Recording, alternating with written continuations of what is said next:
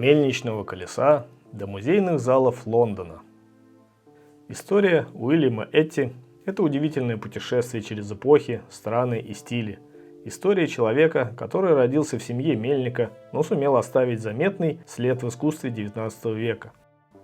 Его путь был полон трудностей, вдохновения, скандалов и признания. Будущий художник появился на свет 10 марта 1787 года в Йорке, в большой семье потомственного мельника и пекаря. Родители, глубоко верующие люди, придерживались строгих протестантских традиций.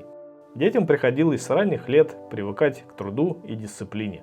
Однако маленький Уильям рано проявил необычный интерес к рисованию. Несмотря на недовольство отца, который хотел видеть сына ремесленником, мальчик упорно продолжал мечтать о живописи. С 11 лет он был отдан в подмастерье к местному печатнику, где 7 лет занимался гравировкой и переплетным делом, но и там не расставался с рисунком. Копировал иллюстрации из книг, делал силуэтные зарисовки и пейзажные наброски. В 1805 году, едва достигнув 18, Этти уехал в Лондон к брату Уолтеру. Его цель была ясна – поступить в Королевскую академию художеств. Почти 1,5 года он занимался самообразованием, рисуя копии античных скульптур в мастерской по изготовлению гипсовых статуй. Удачный случай помог осуществить мечту. Рисунок Этти заметил художник Джон Оппи, который показал его профессору Генриху Фюзели. Так юноша оказался в академии в 1807 году. Учеба давалась непросто. Лишь в 1811 году он сумел выставить работу «Телемах, спасающий Антиопу». Это был первый серьезный успех. Параллельно он работал у Томаса Лоуренса, знаменитого портретиста. Хотя Лоуренс не обучал его специально, атмосфера мастерской стала для Этти настоящей школой. В 1815 году он пережил личную драму. Безответная любовь подтолкнула художника к путешествию во Францию и Италию. Там он много писал и делал зарисовки, но остался в тоске. Впрочем, вскоре имя Этти стало проявляться в критических обзорах, а слухи о его таланте распространились по Англии. Переломным моментом стала картина «Искатели кораллов» 1820 года, принесшая ему известность. А уже год спустя полотно «Прибытие Клеопатры в Киликию» закрепило его славу.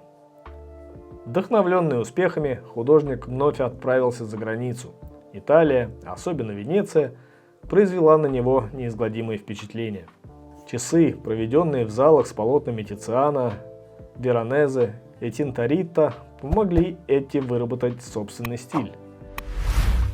Вернувшись в Англию, он продолжал выставляться и постепенно становился востребованным живописцем.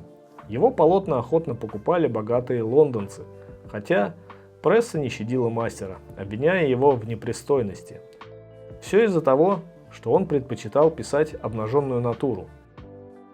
Несмотря на критику, Этти не изменил себе и именно в этой теме достиг высочайшего мастерства. В 1828 году художник стал членом Национальной академии живописи. Но по натуре, скромной и замкнутой, он не искал громких титулов и светской славы. Этти вел тихую жизнь вместе с племянницей Бетси, посвятившей ему всю свою судьбу. В зрелые годы он вновь отправился в путешествие, побывал в Нидерландах, Бельгии и Германии, где восхищался Рубенсом и другими мастерами. Но здоровье художника становилось все хуже. Он страдал от тяжелых приступов астмы, а работа и путешествия отнимали последние силы. Кульминацией его карьеры стала персональная выставка в Лондоне летом 1849 года. Картины буквально не помещались в зале, настолько обширным было наследие мастера. Однако успех выставки оказался последним ярким событием в его жизни. Уже осенью здоровье Этти резко ухудшилось, и 13 ноября 1849 года он скончался в возрасте 62 лет на руках у своей верной племянницы. Сегодня Уильяма Этти помнят как одного из самых ярких английских живописцев XIX века. Его картины наполнены цветом и смелыми образами, украшают музеи Лондона и частных коллекций по всему миру. Он оставил наследие, в котором переплетаются влияния Тициана и Рубенса, английская традиция и личный поиск красоты, а его скромность и преданность искусству делают историю Этти еще более трогательной и человечной.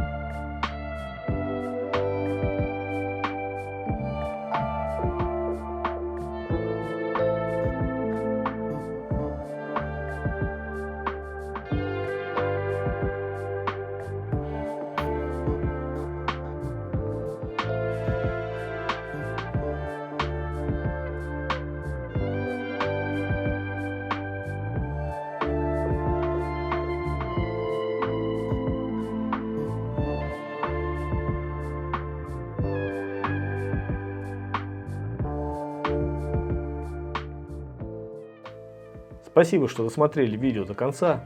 Лайк и комментарий – отличный способ поддержать канал и автора.